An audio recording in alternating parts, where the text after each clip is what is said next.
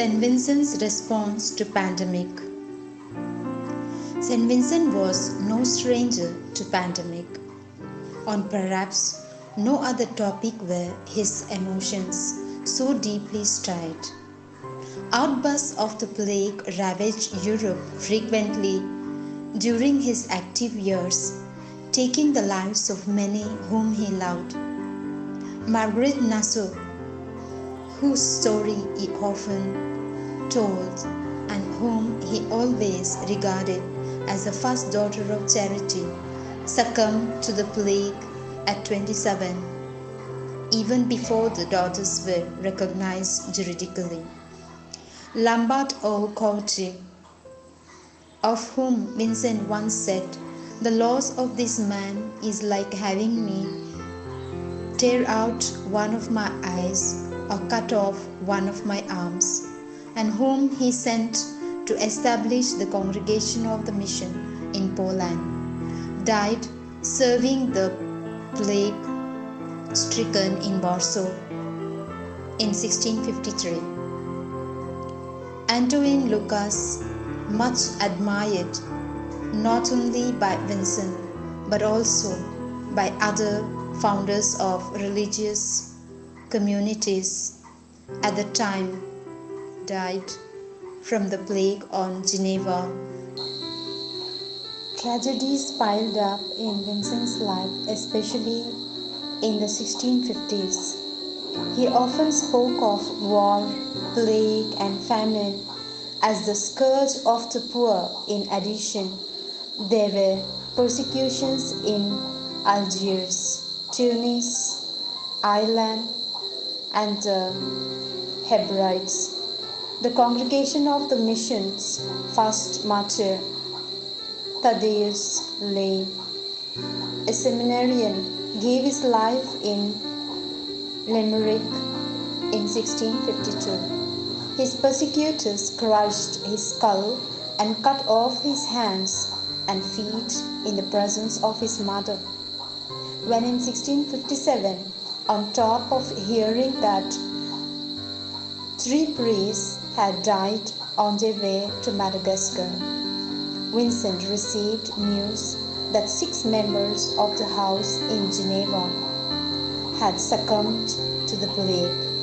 He described himself as overwhelmed with sorrow and added that he could not receive a greater blow without being completely crushed by it. In his letters and conferences, Vincent mentioned the plagues more than 300 times. He sent lengthy letters offering practical advice about helping plague victims to his friend Alain de Solminiac, the Bishop of Cahors, and to the superiors in Geneva and Rome. In his talks, he described the plague in France, Algiers, Tunis, Poland, and throughout Italy. The dimensions were staggering. France alone lost almost 1 million people to the plague in the epidemic of 1628-31. In roughly the same period in Italy, 280,000 died. In 1654, 150,000 inhabitants of Naples succumbed. Algiers lost about 40,000 people in 1620-21 and again in 1654-57. Geneva was among the hardest hit.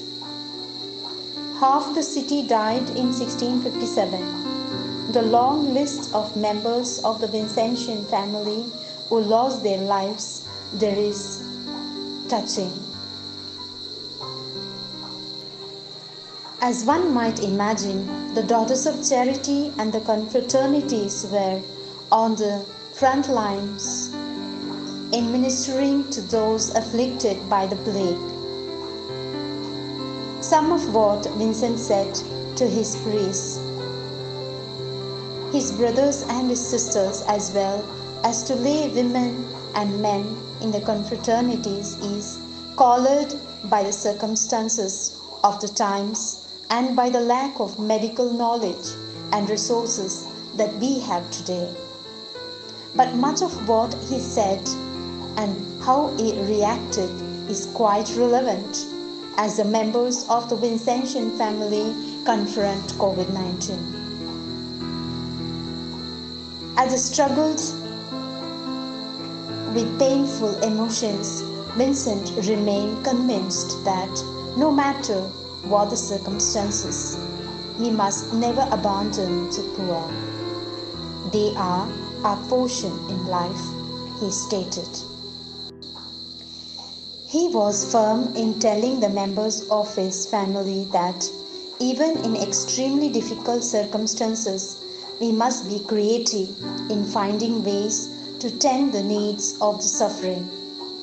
Vincent wrote to Alain de Solminiac, "The poor country people stricken with the plague are usually left abandoned and very short of food. It will be an action worthy of your piety, Excellency, to make provisions for this by sending alms to all those places. See that they are put into the hands of good pastors, who will have bread, wine, and a little meat brought in for these poor people to pick up in the places and the times indicated for them, or to some good layperson of the parish who could do this. There is usually someone in each area capable of doing this act of charity, especially if they do not have to come into direct contact with the plague-stricken." Vincent's evangelical interpretation of events came to the fore rapidly in such times of crisis. In December 1657, thinking of 11 members of his family who had recently lost their lives, he wrote, "There are so many missionaries we now have in heaven. There is no room to doubt this, since they all gave their lives for charity, and there is no greater love than to give one's life for the neighbor, as our Lord has said and practiced. If then we have lost something on the one hand, we have gained something on the other, because God has been pleased to glorify our members of our family, as we have good reason to believe, and the ashes of these apostolic men and women will be the seed of a large number of good missionaries. At least these are the prayers I ask you to offer to God." In advising the members of his family about how to serve in the midst of the plague, Vincent chose a middle ground. On the one hand, he urged them to stay near the plague-stricken and not abandon them. On the other hand, he encouraged the family to observe the cautions that civil and ecclesiastical leaders were recommending.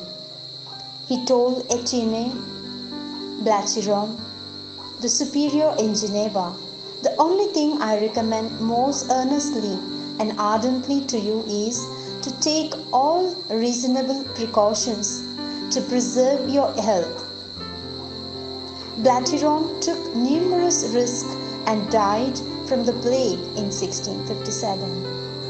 Vincent wrote to Jean Martin, the superior in Turin, "I am concerned that you took only a short rest and went back to work so soon. In the name of our Lord, please moderate what you do and get all the help you can." Martin lived on and served evangelically until 1694. He expanded the definition of a martyr to include all who valiantly gave their lives for the poor, and he never ceased singing their praises. Speaking of the Daughters of Charity, he said, "A holy father once said that anyone who gives himself or herself to God to serve their neighbor and willingly endures all the difficulties that they may encounter in this is a martyr. Did the martyr suffer more than these sisters who gave themselves to God? Or sometimes with sick persons full of infection and sores and often noxious body fluids, sometimes with poor children for whom everything must be done, or with poor convicts loaded down with chains and afflictions. They are far more worthy of praise than anything I could say to you. I have never seen anything like it. If we saw the spot where a martyr had been, we would approach it only with respect and kiss it with great reverence. Look upon them as martyrs of Jesus Christ, since they serve their neighbor for love of Him.